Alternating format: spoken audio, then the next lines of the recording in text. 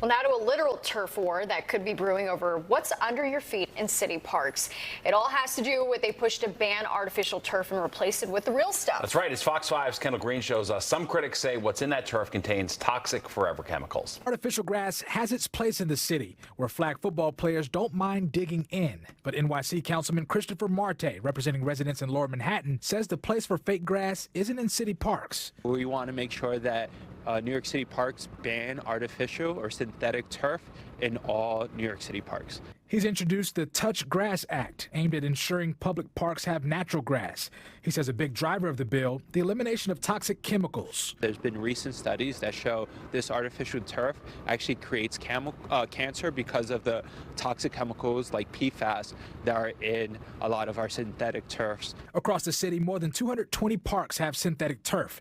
And though we're months away from summer, the heat it brings plays a role in the bill. If you look at the heat index on top of a synthetic turf field compared to the sidewalk, sometimes it's 50 degrees hotter on the synthetic turf. And who's using it most? It's our kids. Now, that's the councilman's standpoint, but when it comes to parents and children, their stance is pretty apparent.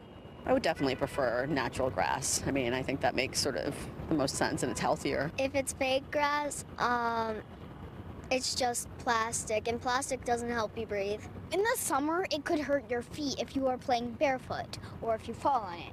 But a question budding from the bill before lending support, how much the idea would cost taxpayers in the city. I think it would depend on where you're looking at and how extreme the cost would be. If I don't know the cost, I can't say whether it would be worth it or not. Have you calculated how much ground this covers?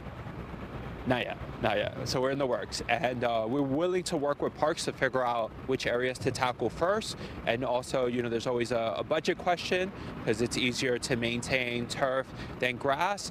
However, if you look at the long term, it's actually cheaper. On the Upper East Side, Kendall Green, Fox 5 News.